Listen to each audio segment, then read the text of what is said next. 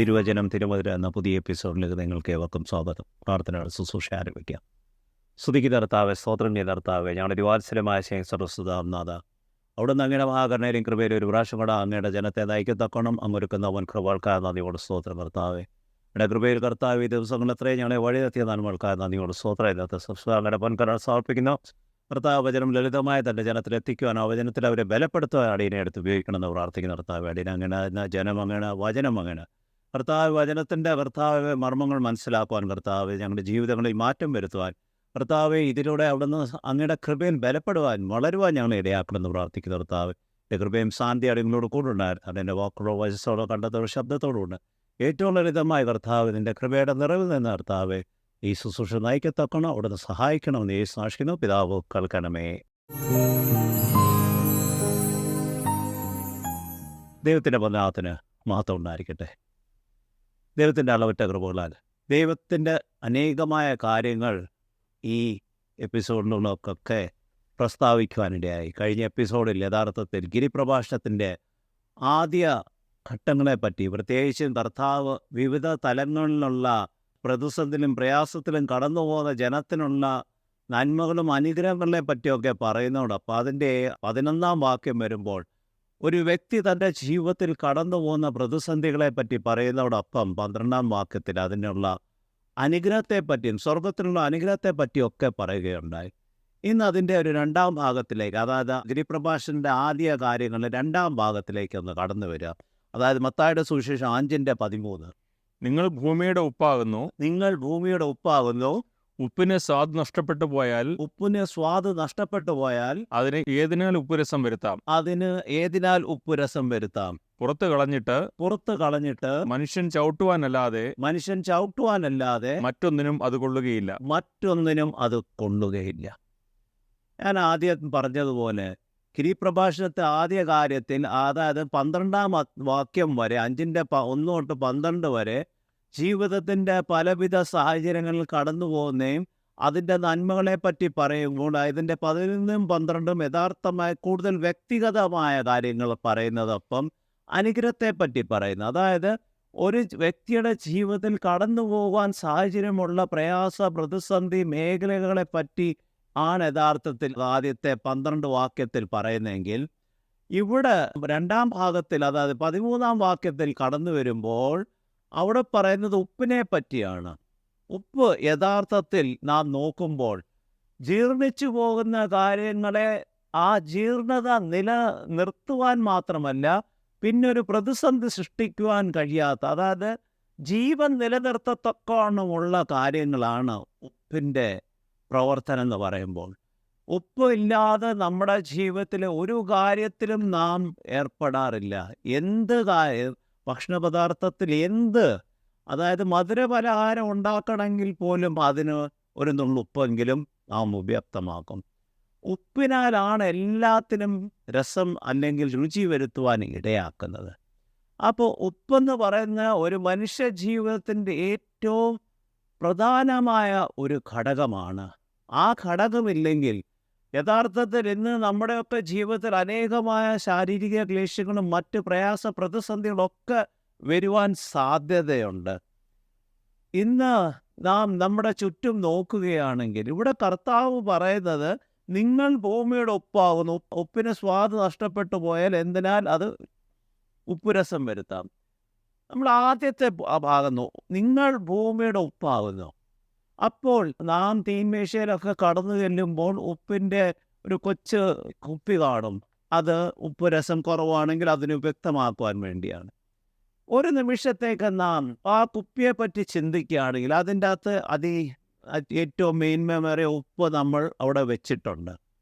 പക്ഷേ അത് ഉപയോഗിക്കാതിരുന്നു കഴിഞ്ഞാൽ, അതങ്ങനെ തന്നെ വെച്ച് കഴിഞ്ഞാൽ അത് കുറച്ച് നാൾ കഴിയുമ്പോൾ കട്ടയാകും. പിന്നെ അത് നമ്മുടെ അന്തരീക്ഷത്തിൻ്റെ മാലിന്യങ്ങളെല്ലാം അതിലോട്ട് വഹിച്ച് അത് നിഷ്ക്രിയമായ പോകുന്ന അവസ്ഥ, അല്ലെങ്കിൽ അത് കെട്ടുപോകുന്ന അവസ്ഥയായി മാറും. ഇന്ന് പലപ്പോഴും നമ്മുടെ ക്രൈസ്തവ സമൂഹത്തിൽ നമ്മുടെ പലരുടെയും ജീവിതം നോക്കുകയാണെങ്കിൽ അപ്രകാരമാണ് ആയിരിക്കുന്നത്. അതായത് ലോകത്തിൻ്റെ ഉപ്പ്, ലോകത്തിൻ്റെ ജീർണത മാറ്റത്തക്കോണം എന്നെയും നിങ്ങളെയും കർത്താവ് വിളിച്ച് വേർതിരിച്ചിട്ട് ഇന്ന് നാം പലപ്പോഴും ഒരു വാക്യം മാത്രമേ നമ്മുടെയൊക്കെ ജീവിതത്തിൽ, ഞാനും എൻ്റെ കുടുംബവും യഹോവയെ സേവിക്കും. അതായത് ഈ 4 ചുവരിലുള്ള സേവനം മാത്രം. എവിടെയാണ് അവിടെ സേവനം? ഞാനും എൻ്റെ കുടുംബവും യഹോവയെ സേവിക്കുമെന്ന് പറയുമ്പോൾ ഞാനും എൻ്റെ കുടുംബത്തിൻ്റെ സേവനത്തെ പറ്റിയല്ല അവിടെ യോശുവ പറയുന്നത്. അതായത് ജനമധ്യത്തിൽ അവർ കടന്നു വന്ന സാഹചര്യങ്ങളുടെ മധ്യത്തിൽ അന്ന് അവരനേകമായ ദൈവങ്ങളെയും ദേവികളെയും ഒക്കെ കണ്ടു വന്ന ഒരു സാഹചര്യത്തിൽ അവരുടെ ചിന്താകുഴപ്പത്തിനെ മാറ്റുവാൻ പറയുന്ന ഒരു കാര്യമാണ്, നിങ്ങൾ ആരുടെ പിന്നാലെ ഏത് ദൈവത്തെ ആരാധിച്ചാലും ഞാനും എൻ്റെ കുടുംബം യഹോവയെ മാത്രമേ ആരാധിക്കുകയുള്ളൂ. കാരണം യഹോവയായ ദൈവത്താലാണ് ഞങ്ങൾ ഇന്ന് രക്ഷിക്കപ്പെട്ടതെന്ന് പൂർണ്ണ വിശ്വാസമുള്ളതുകൊണ്ട്. അപ്പോൾ ഇന്ന് നമ്മുടെ ജീവിതത്തിൽ നാം ഒരു ക്രൈസ്തവ സമൂഹത്തിൽ ജനിച്ചു വളർന്നുകൊണ്ടോ ഒരു ക്രിസ്ത്യാനി ആയതുകൊണ്ടോ നാം ലോകത്തിൻ്റെ ഉപ്പായി മാറുകയില്ല. ലോകത്തിൻ്റെ ഉപ്പെന്ന് പറഞ്ഞു കഴിഞ്ഞാൽ ജീർണിച്ചുകൊണ്ടിരിക്കുന്ന ജനസമൂഹത്തിൻ്റെ മധ്യത്തിലേക്ക് കടന്നു പോകാനുള്ളൊരു മനസ്സ് വേണം.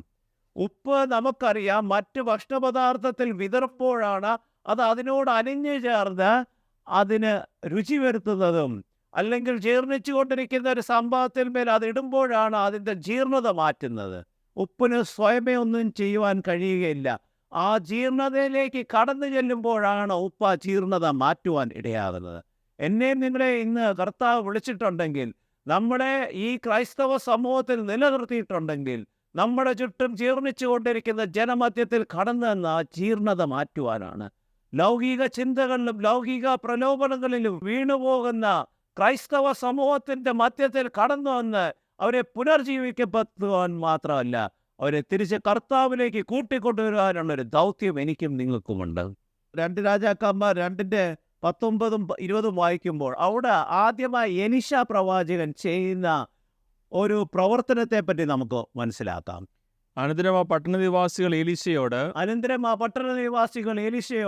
യജമാനൻ കാണുന്നത് പോലെ ഈ പട്ടണത്തിന്റെ സ്ഥാനം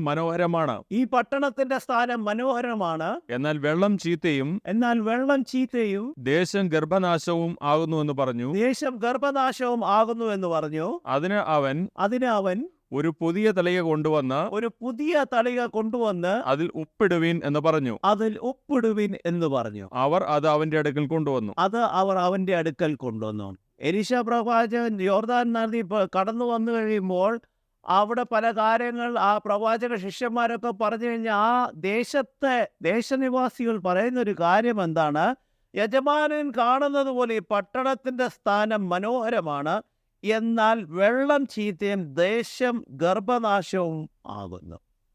ഇന്നത്തെ ആധുനിക ക്രൈസ്തവ സമൂഹ നമ്മൾ നോക്കുകയാണെങ്കിൽ അതിമനോഹരമായ ദേവാലയങ്ങളുണ്ട്, വലിയ ആഡംബര നിറമായ പ്രവർത്തനങ്ങളുണ്ട്. ദേവാലയത്തിൻ്റെ പല കാര്യങ്ങളിൽ അവിടെ വർണ്ണശബളമായ പല ലൈറ്റ്സും മറ്റ് കാര്യങ്ങളൊക്കെ ആയിട്ട് നാം ചെയ്യുന്നുണ്ട്. അപ്പോൾ വിദൂരത്ത് നാം കാണുമ്പോൾ അതിമനോഹരമായൊരു ദേവാലയമാണ്. പക്ഷെ അതിൻ്റെ ഉള്ളിലേക്ക് കടന്നു വരുമ്പോൾ യഥാർത്ഥത്തിൽ ജീർണത നിറഞ്ഞ ഒരു സാഹചര്യമല്ല ഇന്ന് നാം കാണുന്നത്. പരസ്പരം വഹിക്കുവാനും ഉൾക്കൊള്ളുവാനും കഴിയാത്ത ജനമധ്യത്തിലാണ് നാം കാണുന്നത്. എന്തിന്? അവിടെ ഒരു മീറ്റിംഗ് ഉണ്ടായാൽ അവിടെ വാക്തർക്കം മാത്രമല്ല, കയ്യേറ്റം വരെ നടക്കുന്ന അവസ്ഥ. അവിടെ യഥാർത്ഥത്തിൽ ഗർഭനാശം ഉണ്ടാകുന്ന അവസ്ഥയല്ലേ, ജീർണിച്ച അവസ്ഥയല്ലേ. പക്ഷെ ചുറ്റും നോക്കുമ്പോൾ എന്താണ്? അതിമനോഹരമായ കൂറ്റനായ ഒരു ദേവാലയം നമുക്ക് കാണുവാൻ കഴിയും. അതിൻ്റെ ഓരോ അംശം നോക്കുമ്പോൾ അതിമനോഹരമാണ്. പക്ഷെ അതിൻ്റെ ഉള്ളിൽ ജീർണിച്ച അവസ്ഥയല്ലേ ഇന്ന് കാണുന്നത്? അതിൻ്റെ ഉള്ളിൽ കാണുന്നത് നാശത്തിൻ്റെ അവസ്ഥയല്ലേ? അതിന് കാരണം എന്താണ്? ഇന്ന് എന്നിലും നിങ്ങളിലും കർത്താവ് ആഗ്രഹിക്കുന്ന രീതിയിലുള്ള ഉപ്പുരസം നഷ്ടപ്പെട്ട അവസ്ഥയാണോ എന്ന് നാം ഒന്ന് ചിന്തിക്കണം.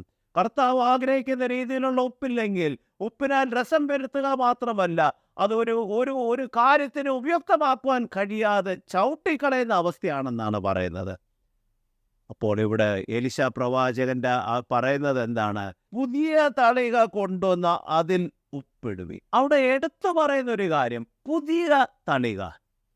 കർത്താവിൻ്റെ ജീവിതത്തിൽ നാം ഒരു പുതുക്കപ്പെട്ട അവസ്ഥയിലാകുകയില്ലെങ്കിൽ ഒരിക്കലും കർത്താവിൻ്റെ പരിശുദ്ധാത്മാവ് എന്നിലും നിങ്ങളിലും ഉപ്പായി കടന്നു വരികയില്ല. കർത്താവിൻ്റെ പരിശുദ്ധാത്മാവില്ലെങ്കിൽ നമ്മുടെ കരങ്ങളിൽ എന്തുണ്ടെന്ന് പറഞ്ഞാലും ആ ഉപ്പ് രസമില്ലാത്ത ഉപ്പിൻ്റെ അവസ്ഥയായിരിക്കുമെന്ന് മനസ്സിലാക്കിക്കൊള്ളുക.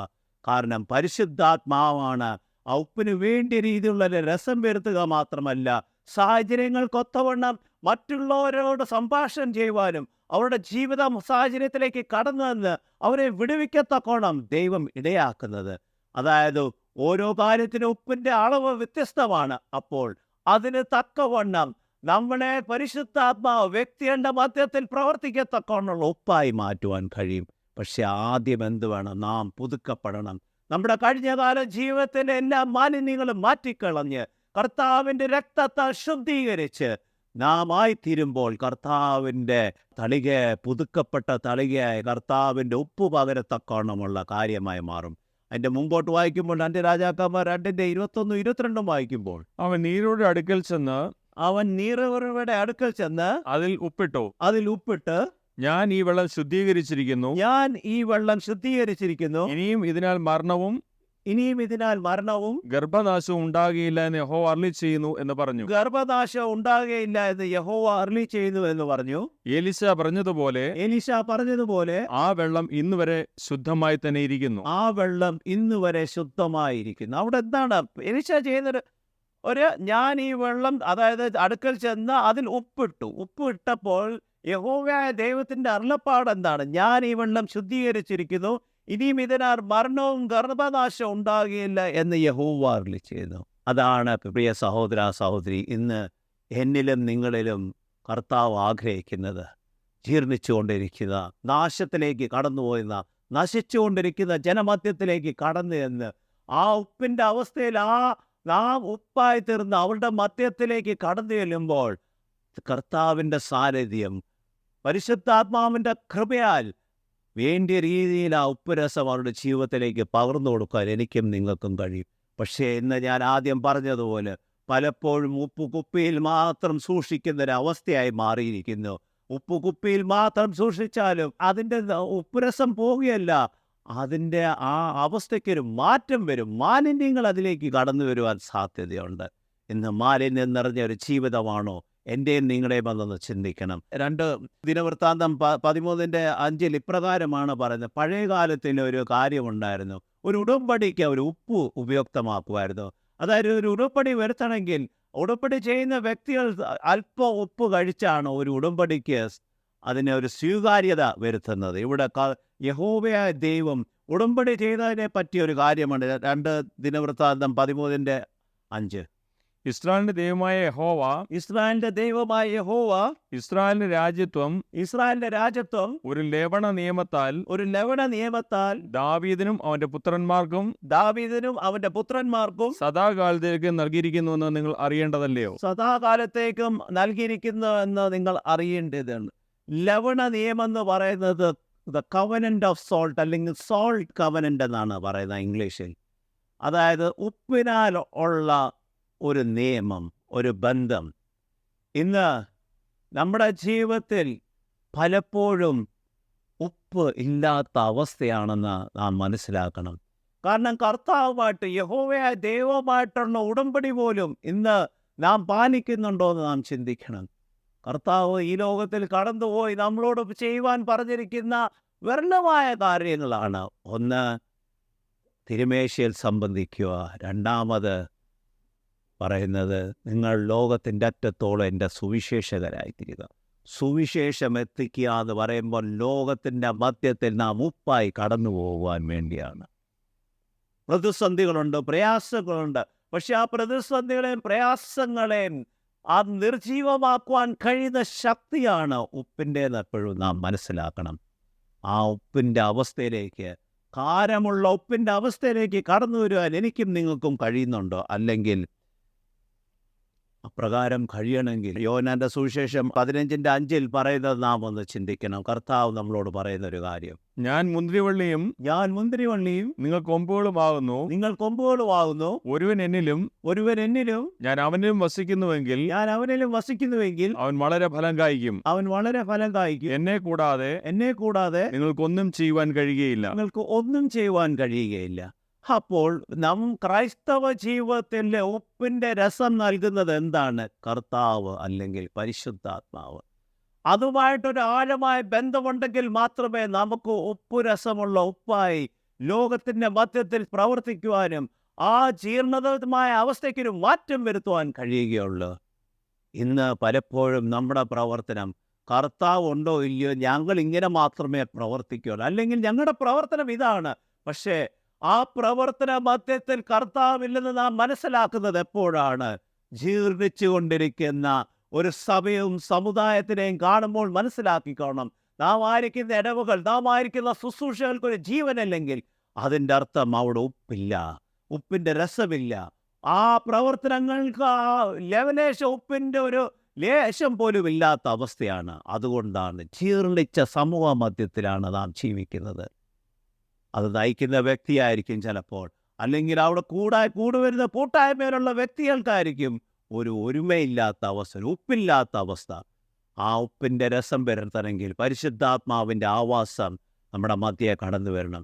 എൻ്റെ കർത്താവ് എന്നോടൊപ്പം ഉണ്ടെന്നും എൻ്റെ കർത്താവാണ് എനിക്ക് വേണ്ടി പ്രവർത്തിക്കുന്നതും ഞാൻ കർത്താവിന് വേണ്ടി ജീവിക്കുന്നതെന്നും പറയുവാനുള്ള ഉറപ്പും ധൈര്യമുള്ളവരായി തീരുമ്പോഴാണ്, കർത്താവിൻ്റെ വലിയ സാക്ഷികളായി എഴുന്നേൽക്കുവാൻ നമ്മളെ തന്നെ ഒന്ന് സ്വയം സമർപ്പിച്ചു കൊടുക്കുമ്പോഴാണ് കർത്താവിൻ്റെ പരിശുദ്ധാത്മ എന്നിലും നിങ്ങളിലും വ്യാപരിച്ച് ഉപ്പുരസമുള്ള ഉപ്പായി ജീർണിച്ചു കൊണ്ടിരിക്കുന്ന യുവതലമുറകളെയും ജനസമൂഹത്തിനെയും നമ്മുടെ സമൂഹങ്ങളെയും സമുദായങ്ങളെയും വീണ്ടെടുക്കുവാൻ കഴിയുന്നതെന്ന് ഓർത്തുകൊള്ളുക.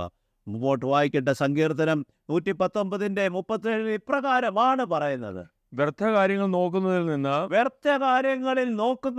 നിന്ന് എന്റെ കണ്ണുകളെ തിരിച്ച് നിന്റെ വഴികളിൽ എന്നെ ജീവിപ്പിക്കണമേ. നമ്മുടെ ജീവിതത്തിൽ ഉപ്പിന് രസമില്ലാതായി പോകുന്നത് എപ്പോഴാണ്? ലോകമോഹങ്ങളിൽ നമ്മുടെ ചിന്തകളും നമ്മുടെ നിരൂപണങ്ങളും നമ്മുടെ ആഗ്രഹങ്ങളുമായി തീരുമ്പോൾ നമ്മൾ ദൈവത്തിൽ നിന്ന് അകലുന്ന അവസ്ഥയായി മാറും. ദൈവത്തിൽ നിന്ന് അകലുമ്പോൾ യഥാർത്ഥത്തിൽ ഉപ്പിൻ്റെ രസം കുറഞ്ഞുകൊണ്ട് അവസാനം ഉപ്പിന് രസമില്ലാത്ത അവസ്ഥയായി മാറും. 1 കൊരിന്ത്യർ 1:27-29 വരെ പൗലോസ്ലീഹ പറയുന്നൊരു കാര്യം മനസ്സിലാക്കണം. നാം യഥാർത്ഥമായ ഉപ്പുരസമുള്ളവരായി തീരണമെങ്കിൽ വലിയ പദവിയോ വലിയ മറ്റു കാര്യങ്ങളോ ഒന്നും വേണ്ട. ദൈവം ഏറ്റവും നിഷ്കളങ്കരായ ജീവിതത്തിൽ എങ്ങനെ പ്രവർത്തിക്കുവാൻ കഴിയുമെന്ന് നമുക്കിപ്പോൾ മനസ്സിലാക്കുവാൻ കഴിയും.